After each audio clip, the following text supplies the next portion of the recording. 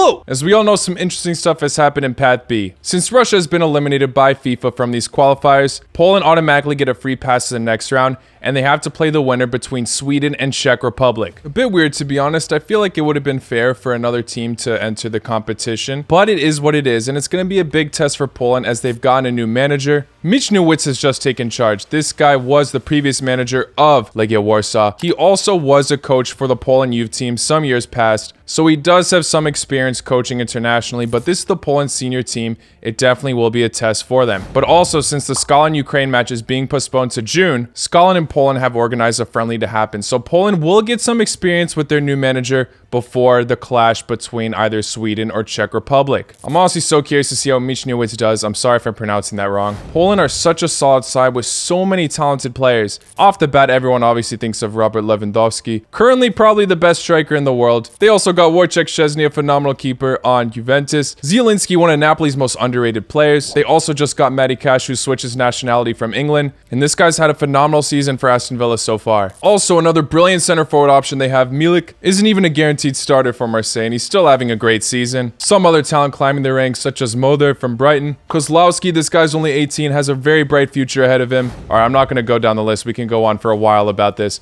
Poland, in terms of talent, are stacked. That's a fact, and with that, there's a lot more expectation for this side, as they've crashed in the Euros, finishing 4th place in a group where, I wouldn't say they were necessarily the favorites, but they definitely had a chance grabbing 2nd at minimum. And in the last World Cup as well, they finished 4th in a very well-balanced group. Group H was impossible to predict, and with the talent Poland have, they could have finished 1st. Poland always had potential to be a massive dark horse in these tournaments, and clearly in recent history, they usually qualify for them. So they might look like the favorites in this path, especially due to the fact that they got a pass against Russia. Obviously, things could change once we see how the friendly plays out against Scotland, but I see there's a lot of Poland supporters on this channel, and I'm seeing a lot of mixed things from you guys. I'm seeing some people are very hopeful for the squad now, as a lot of their players obviously turning up. New manager could be exciting. But then I'm also seeing some people talk about how, due to the fact that there's a new manager and the pressure's on to qualify for this tournament, it's not going to happen. That friendly against Scotland can either discourage Polish fans or reassure them that they'll be okay and qualify for the tournament. With all that being said, there is no way you should underestimate either Sweden or Czech Republic. In the Euros, although this was an exciting 3-2 thriller, Sweden were able to beat Poland in the group stage. Sweden were terrific in the group stage in Euro 2020. They just had a crash in the round of 16s, and they were pretty unlucky in that match against Ukraine, hitting the post many times, I remember. Czech Republic, on the other hand, also had a fantastic Euro run. Being able to beat Netherlands in the knockout stage, Patrick Schick was one of the most exciting strikers in the tournament, scoring one of the best goals in the tournament. Yeah, this guy is having a phenomenal year right now. Currently in the Bundesliga this season, in 20 matches, he's gotten 20 goals. He is currently injured though, so it is unknown whether or not he'll show up for the squad at the time I'm recording this. His recovery was supposed to take a few weeks,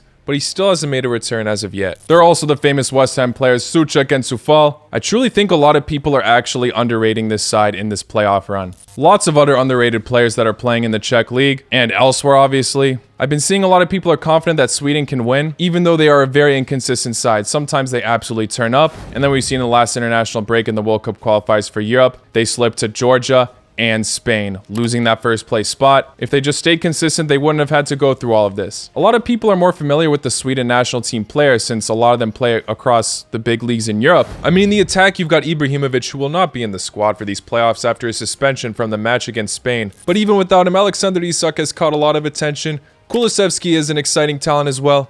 But recent news is that Alenga, the youngster from Manchester United who has been very impressive, has just chosen to represent Sweden over Cameroon, as they have requested him to be part of the squad in these qualifier playoffs. But with that being said, even on paper, they look pretty well balanced against Czech Republic, so this match is a flip of a coin. And due to the fact that Poland have got a new manager, we have no idea how they'll play. The matchup between them and the winner of Sweden versus Czech Republic is also a flip of a coin. I know I'm all over the place with this because we're going over 3 teams in one video now. Usually we just do 2.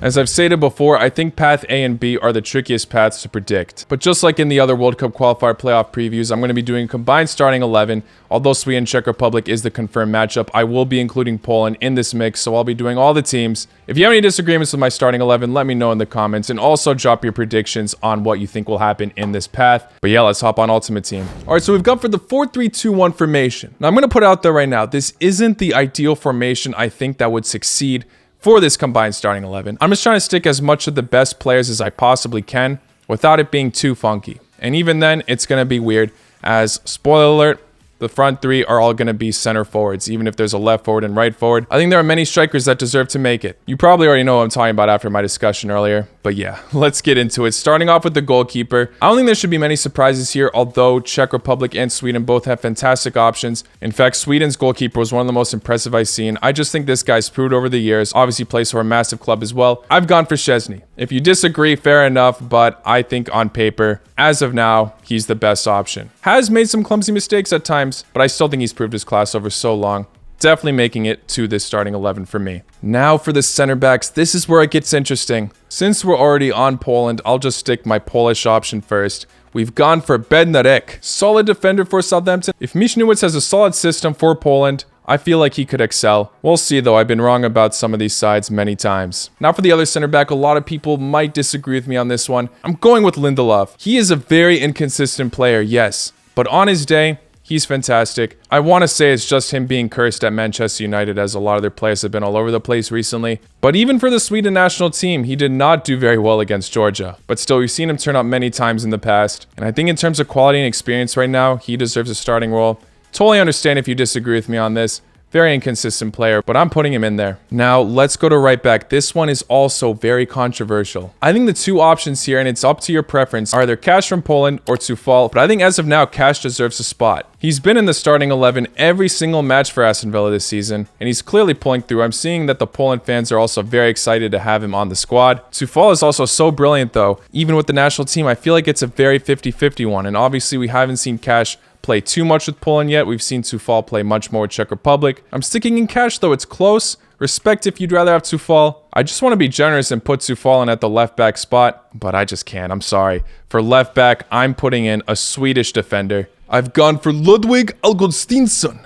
He currently plays for Sevilla. From what I know, a reliable player for Sweden on his given day. Now for the center mids, it's going to be sloppy here. I'll stick first the quote-unquote CDM. It's obviously not labeled as a CDM in this formation, but clear choice, Souček from Czech Republic. I feel like I don't have to elaborate on this choice too much. It's a given we got to give this guy a spot. First Czech player on this team too. Damn, I feel a bit disrespectful not putting any Czech defenders. But without a doubt, I think Czech Republic have the best central defensive mid out of the three teams. Now again, a very messy choice, but I'm putting in Forsberg. Plays on the left side. Yes, he's put in the center mid spot because like I said, I just wanted to work with this formation to put in as many top players as I could. But yeah, such a crucial player for Sweden. From my memory, he's the one who hit the post loads of times against Ukraine in the Euros. And we've just seen how much of a warrior this guy is on the pitch. Definitely including him on the team, although it's not the most ideal position, I guess. Now for the final center mid, it's gotta be Zielinski. Like I said, one of Napoli's most underrated players. I think Poland's best midfielder. They just got to work out a system where him and Lewandowski feed each other brilliantly. And finally, the attackers. I don't think any of this will be a surprise. Let's just start off with the most obvious one. Robert Lewandowski. What more do I have to say about this guy? They just got to get a way to bring the best of him. Obviously not surrounded by his Bayern Munich teammates. If the Poland teammates come to life, create good chances for him, he can 100% excel for the national team. Now for the left forward, but still a center forward. I know. I've gone for the main man, Patrick Schick. Maybe I'll put him in on the right. Either way, they already talked about how brilliant this guy's been this season, how brilliant he was at the Euros. If he can turn up this international break, Czech Republic got it. Confidence in him is clearly booming right now. Got to take advantage of that situation. Good luck to Patrick Schick and Czech Republic. But let's move on to the final player. Like I said, Zlatan Ibrahimovic will not be in this final international break, so I'm going to leave him out of this. And even then, the man's 40, still balling obviously, but the Sweden national team fans are obviously looking for the future now, and I've gone for Isak. Not getting the numbers like Patrick Schick and Lewandowski right now, but we've seen this guy do some serious damage for the Sweden national team. An unforgettable goal against Kosovo. His dribbling is also just out of this world. Sweden definitely have a bright future ahead of them in terms of their striker department, even though Ibrahimovic will be leaving soon, again probably. But yeah, here is my final 11. I feel criminal for only including 2 Czech players in this. I could have said screw it and put in Tufal instead of Cash, and obviously looking at this 11, it kind of goes about with what I've been saying. Everyone's underestimating Czech Republic because a lot of their players are not talked about as much as Sweden and Poland. And they still got a brilliant side, so they could easily turn up. I've got Sweden with 4 and Poland at the most with 5. And like I said, Poland have so many talented players. They just got to learn how to gel well together.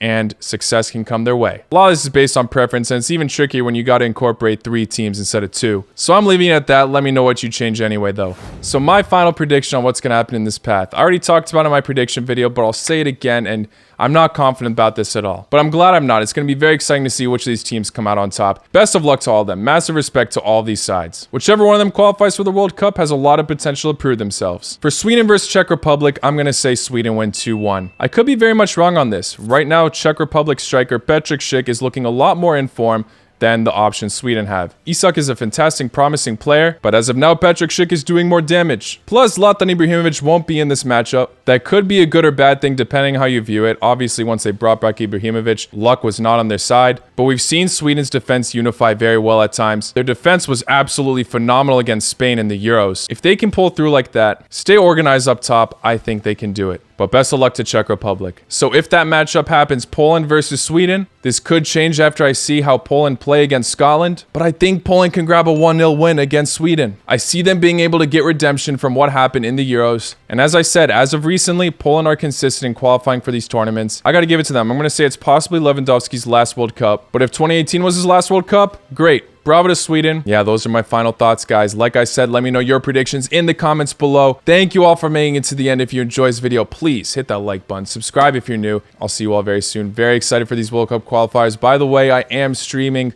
my reaction to all of these matches. It's all happening next week on the 24th of March, so make sure you stay tuned. But yeah, take care. Lá com noite.